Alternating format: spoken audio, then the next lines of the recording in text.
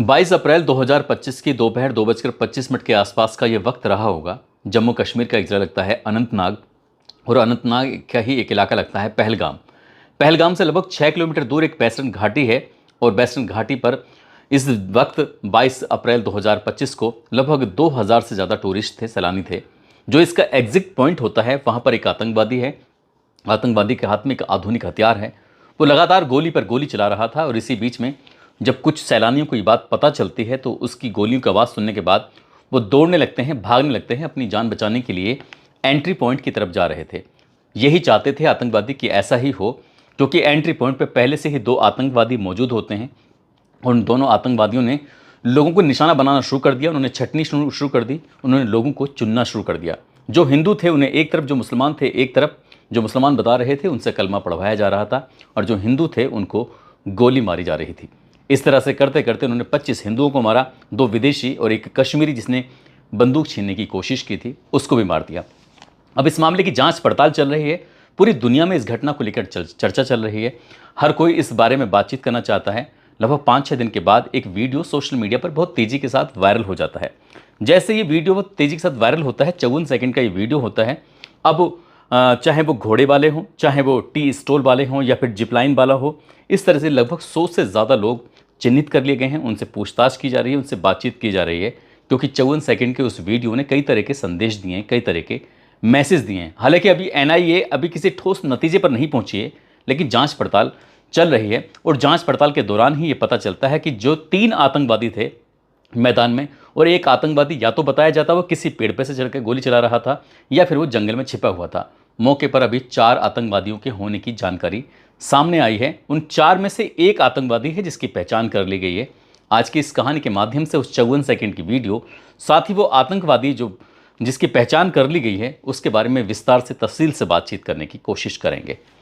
आदाब, नमस्कार, सत श्री अकाल। मैं उस्मान सैफी। आज की जो सच्ची घटना मैं आपको सुनाने जा रहा हूँ, ये सच्ची घटना है जम्मू कश्मीर के ज़िला अनंतनाग के पहलगांव की। वहाँ की एक घाटी है बैसन घाटी। एक गुजरात के अहमदाबाद के रहने वाले ऋषि भट्ट अपनी पत्नी और बेटे के साथ 16 अप्रैल 2025 को कश्मीर पहुँचते हैं। कश्मीर के अलग अलग इलाकों में घूमते हैं, और ऐसे घूमते घूमते 22 अप्रैल 2025 की दोपहर 12 बजे के आसपास पहलगाम में पहुंच जाते हैं, और वहां से घोड़े करते हैं। घोड़े के करने के बाद सीधे पहुंच जाते हैं अब ये बैसन घाटी में। बैसन घाटी की जो बेहद खूबसूरत ये इलाका है, उस अलग अलग इलाके में जा रहे हैं। कभी पत्नी के साथ तो कभी बेटे के साथ फ़ोटो खींचे जा रहे थे। और ऋषि भट्ट ने इस तरह से करते करते, उनकी पत्नी कहती है कि बेटे के लिए कुछ एडवेंचर कराइए। और एडवेंचर के नाम पर वहाँ पर बहुत सारी बॉल हैं, बड़ी बड़ी, जिसको जेब्रा बॉल भी शायद बोलते हैं, और जिप लाइन होती है। तो बेटे ने कहा कि मुझे इस पर जिप लाइन पर चलना है। वो अपना टिकट लेते हैं। टिकट लेने के बाद वहाँ पहुँच जाते हैं ऊपर, क्योंकि वहाँ लाइन लग जाती है इस तरह से, और जिसका नंबर आता है उसको बुलाते रहते हैं, उसको जिप लाइन पर टांगा जाता है, और वो दूर तक ऐसे चला जाता है। इसी तरह से जो बेटा होता है पहले वो जाता है, फिर उसकी पत्नी होती है वो जाती है। अब नंबर था ऋषि भट्ट का। ऋषि भट्ट ने जैसे ही अपना नंबर आता है, वो कहते हैं कि ठीक है भैया, मेरा नंबर है, आप मुझे भेज दीजिए। तो जिप लाइन वाले ने उनको जैसे ही आगे किया तो 2 लड़के आते हैं, और वो कहते हैं कि अंकल जी प्लीज़ आपसे रिक्वेस्ट है, क्या हम लोग नहीं जा सकते, आप हमारी बात चले जाना। जैसे ही उन 2 लड़कों ने इस ऋषि भट्ट से ही कहा, अपील की, तो ऋषि भट्ट कहते हैं कोई बात नहीं बेटा, आप चले जाओ। हालांकि मेरा बेटा और मेरी पत्नी वहाँ मेरा इंतज़ार कर रहे हैं, लेकिन अगर आप जाना चाहते हो तो आप चले जाओ। वो दोनों लड़के चले जाते हैं। पत्नी और बेटे के जाने के बीच में जो अंतराल हो जाता है वो 7 मिनट का हो जाता है। अब 7 मिनट कंप्लीट हो जाते हैं, उसके बाद नंबर लगता है। और जैसे ही नंबर लग रहा था, तो जो जिपलाइन वाला होता है, उस जिपलाइन वाले ने उनके हुक को, उनके जो का एक बेल्ट बनाई जाती है, बेल्ट बनाने के बाद उसको उस तार पे लटकाया जाता है। उसके बाद आदमी जाने लगता है। जैसे जाने वाला था, पहली गोली चलती है, और पहली गोली चलने के बाद इधर जिपलाइन का जो ऑपरेटर है उसकी तरफ से आवाज़ आती है अल्लाह अकबर। उधर से फिर दूसरी गोली चलती है, और दूसरी गोली चलने के बाद फिर से ये जिपलाइन का जो ऑपरेटर होता है, इसने दोबारा से अल्लाह अकबर कहा। और जब तीसरी बार जो उसे आगे पुश करने वाला है, आगे बढ़ाने वाला है ताकि वो जिपलाइन में जा सके, तो तीसरी बार भी बोलता है वो अल्लाह अकबर। अब यहाँ से वो आदमी अपनी मदहोशी में था, अपनी मस्ती में था, अपने एडवेंचर का लुत्फ़ ले रहा था, और वो जाता है और वो चीखता रहता है। मैं अपनी इस वीडियो में उस वीडियो को लगाने की कोशिश करूँगा ताकि पता चल सके कि आखिरकार क्या मामला है। अल्लाह अकबर, अल्लाह अकबर, अल्लाह अकबर। बैठो, पैर लंबा करो।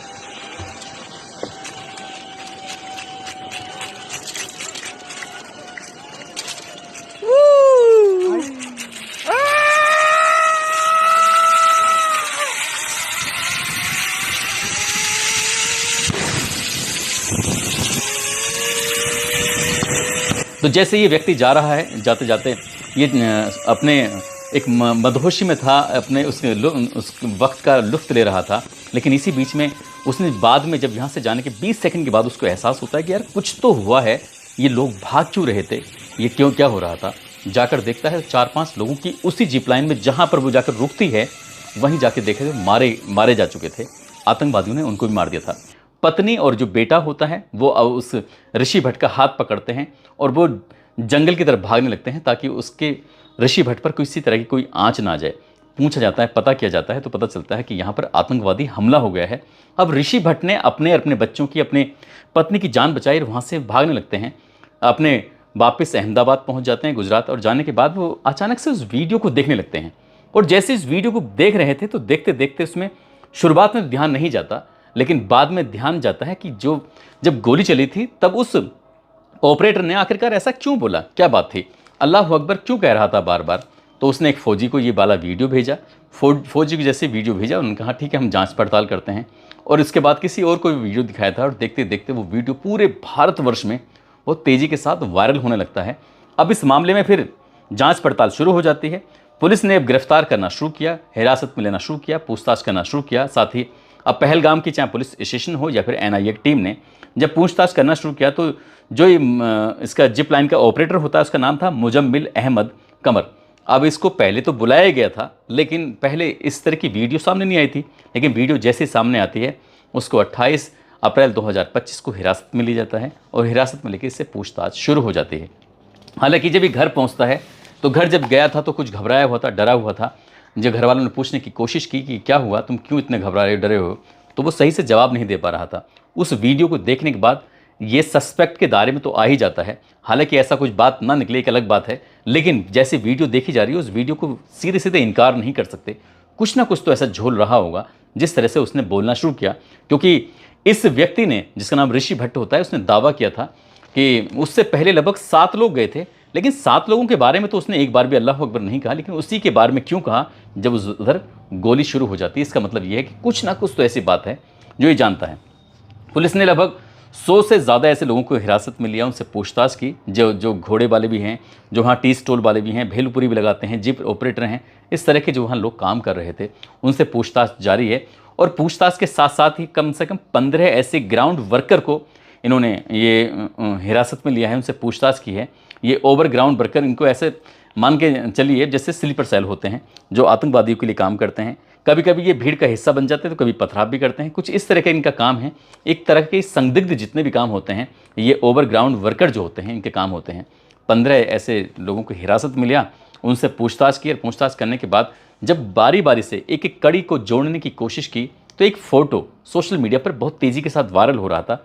उसके बारे में पूछा जाता है कि ये कौन है, तो उसका नाम सामने आता है कि ये हाशिम मूसा उर्फ सुलेमान है जो उन आतंकवादियों के फ़ोटो में था। ये वो आतंकवादी होने का दावा किया जा रहा है जिन्होंने 3 आतंकवादियों ने मैदान में लोगों को गोलियां मारना शुरू कर दिया था, लोगों को मौत के घाट उतारना शुरू कर दिया था। हाशिम मूसा उर्फ सुलेमान ये पाकिस्तान का नागरिक है और ये वहाँ की पाकिस्तान की सेना से जुड़ा हुआ था। जैसे यहाँ की अगर हम इंडिया की बात करें तो स्पेशल फोर्स होती हैं, जैसे NSG होगी, तो इस तरह के बड़े कुछ ऐसी फोर्स होती हैं। तो ये SSG यानी कि पाकिस्तान सेना का special service group para commando के रूप में काम कर रहा था। और पैरा कमांडो का काम करते करते जब ये रिटायर हो जाता है तो रिटायरमेंट के बाद ये ISI जो वहाँ की खुफिया एजेंसी है उसके संपर्क में आता है पाकिस्तान की। वहाँ आने के बाद उन्होंने लश्कर तैयबा से इसको जुड़वा दिया और जुड़ने के बाद ये फिर आतंकवादियों को, जो भी इस लश्कर तैयबा से जुड़ा हुआ होता है, उसको वो आतंकवाद की ट्रेनिंग देते हैं। खुद तो वो मास्टर है ही, लेकिन जो नए जुड़ते हैं उनको भी ट्रेनिंग देता है। यदि हम इसके बारे में बात करें तो ये बताया जाता है कि 2.5 या 3 साल से ये कश्मीर में पूरी तरह से सक्रिय है। और सक्रिय होने के साथ साथ 22 दिसंबर 2023 की दोपहर 3:45 के आसपास का वक्त रहा होगा। कश्मीर के पुंछ जिले में एक सोरनकोट जगह लगती है। सोरनकोट में 2 वाहन जा रहे थे सेना के। एक तो ग्रेनेड से हमला होता है और फिर अंधाधुंध लगातार गोलियां चलाना शुरू कर देते हैं। इसमें 5 जवान तो शहीद हो जाते हैं, 2 जवान गंभीर रूप से घायल हो जाते हैं। जो 5 जवान शहीद हुए थे उन 5 जवानों में से 2 के पूरी तरह से चीथड़े उड़ जाते हैं। अब ऐसी ही एक और घटना होती है 20 अक्टूबर 2024 को जम्मू कश्मीर के गंदेरबल जिले के एक जगह लगती है सोनमर्ग। और सोनमर्ग में टनल का निर्माण कार्य चल रहा था। ये गुंड में जोड़ मोड़ टनल परियोजना के तहत वो काम कर रहे थे। और ये मजदूर हैं, डॉक्टर हैं, जो यहाँ काम करने वाले कर्मचारी हैं। ये 20 अक्टूबर 2024 की रात लगभग 8:30 बजे के आसपास अपने शिविर में वापस लौट रहे थे, तभी इन पर अंधाधुंध गोलियां चला दी जाती हैं। इतनी गोली चलाई जाती हैं कि 7 के 7 लोग, इसमें एक डॉक्टर भी होता है, हाथों हाथ उनकी मौत हो जाती है। अब यहाँ पर ये जानकारी सामने आती है कि ये 20 अक्टूबर 2024 को, जो कि गंदेरबल जिले में जो घटना होती है टनल के पास, जिसका अभी हाल ही में जनवरी 2025 में मोदी जी ने उद्घाटन भी किया है, वहाँ और साथ ही पुंछ जिले में सोरनकोट में जो सेना के 2 वाहनों पर हमला ग्रेनेड से और गोलियों से किया जाता है, तो इसमें जो भूमिका बताई जाती है हाशिम मूसा उर्फ सुलेमान की भूमिका बताई जाती है। और पहलगांव में भी इसी की भूमिका बताई जाती है। हालांकि 20 अक्टूबर 2024 को जो गंदेरबल जिले में सोनबर्ग टनल के पास जो इन मज़दूरों को और डॉक्टर पर जो हमला किया जाता है, हमले के से पहले जब कुछ आतंकवादी यहाँ पर आते हैं तो वहाँ पर सीसीटीवी कैमरे लगे हुए थे। सीसीटीवी कैमरे में एक आतंकवादी कैद हो जाता है, उसकी पहचान की जाती है। तो पहचान होती है उसके जुनैद अहमद भट्ट के रूप में, जो कि लश्कर तैयबा का ही आतंकवादी होता है। और उसको ये 3 दिसंबर 2024 को ही मार गिराते हैं। जो मुठभेड़ होती है उस मुठभेड़ में जो मार गिराते हैं, तो इसके पास मोबाइल मिलता है। मोबाइल में इस हाशिम मूसा का फ़ोटो मिलता है। और इसी के आधार पर जब ये यहाँ जो वर्कर हैं कुछ इस तरह से स्लीपर सेल की तरह काम करते हैं, उनसे जब जानकारी जुटाई जाती है तो हाशिम मूसा के बारे में पता चलता है कि तो पैरा कमांडर है, पाकिस्तान का है। अब इसके बारे में ये जानकारी जुटाने की कोशिश की ही जा रही है। इस पर 20 लाख रुपए का इनाम भी घोषित कर दिया है। इसका एक सटीक निशाना भी है, जैसे कि स्नाइपर का होता है। और साथ ही उच्च श्रेणी का इसको प्रशिक्षण मिला हुआ है, जो पाकिस्तान में इसने हासिल किया है। और जंगल में रहने की इसको आदत है। जिस तरह से घटना को अंजाम दिया है, वो कई कई दिनों तक जंगल में रह सकता है। हालांकि भारत की सेना उसको ढूंढने में कोशिश कर रही है। और भी कुछ जानकारियाँ हैं जो अखबारों में या फिर वेब पोर्टल पर मैंने जो तलाश करने की कोशिश की, कई ऐसे हमलों में शामिल रहा है जिसमें 50 से ज़्यादा जवान इसी की वजह से शहीद हुए हैं। हालांकि कोशिश की जा रही है इसको पकड़ने की, इसको गिरफ्तार करने की। इस पर इनाम भी घोषित कर दिया है। जब इन 25 लोगों के जो पोस्टमार्टम होते हैं, पोस्टमार्टम से पता चलता है कि ज़्यादातर के सर में गोलियां मारी गई थी, सटीक निशाना मारा गया था। इसलिए इसका निशाना बड़ा तेज़ है और इसको गिरफ्तार करने की तमाम कोशिशें की जा रही हैं। जल्दी ये पकड़ा जाएगा, गिरफ्तार हो जाएगा या फिर मार दिया जाएगा। तो हम भी यही उम्मीद करेंगे कि भारतीय सेना इसको जल्द से जल्द गिरफ्तार करे। जो भी इसमें लोग शामिल हैं उसके लिए वो तमाम प्रयास कर रहे हैं। और जिसको जो भी कुछ जानकारी हो, कोई वीडियो हो, जैसे इस तरह से ऋषि भट्ट की मिलती है, ऐसी कोई जानकारी हो तो ज़रूर शेयर करें, ताकि सेना या NIA या फिर जो जम्मू की जो पुलिस है जो काम कर रही है, उसके लिए और भी आसानी हो जाए। दोस्तों, इस पूरे घटनाक्रम को सुनाने का उद्देश्य किसी को परेशान करना नहीं है, किसी का दिल दुखाना नहीं है, बल्कि आपको जागरूक करना है, आपको सचेत करना है। जाते जाते ये मनीष हैं हापुड़ के रहने वाले, अवनीश सिंह यादव हैं, साथ ही कुशीनगर के रहने वाले साहिल अंसारी हैं। आज इनका जन्मदिन है। को जन्मदिन की ढेरों सारी शुभकामनाएं, बहुत बहुत मुबारकबाद। कुछ लोगों ने नाम लेने की अपील की है। खुर्जा बुलंदशहर के रहने वाले डॉक्टर कौशल मौर्य हैं, बलिया से आंचल चौरसिया, पूर्णिया से इम्तियाज़ खान, विवेक कुमार, सऊदी अरब से मेहताब अली, महाराष्ट्र से सुभाष टेलर, बाराबंकी से वंदना सिंह, दिलीप कुमार, मुकुल सिंह त्यागी, जमील अहमद, जाहिद अंसारी, नवीन कुमार, सोनू झा, अखिलेश साहू छत्तीसगढ़ से, डॉक्टर नरेंद्र सिंह नोएडा से, दिल्ली से विपिन सिंह, भीलवाड़ा से श्याम लाल गुज्जर, सहारनपुर से मोहम्मद अरशद अहमद, फर्रुखाबाद से राजन कुशवाहा, चंपारण से एहसान आलम, बागपत से साबिर मलिक, सुल्तानपुर से पंकज गुप्ता। आप सब लोग अपना ख्याल रखें, सुरक्षित रहें। जय हिंद, जय भारत।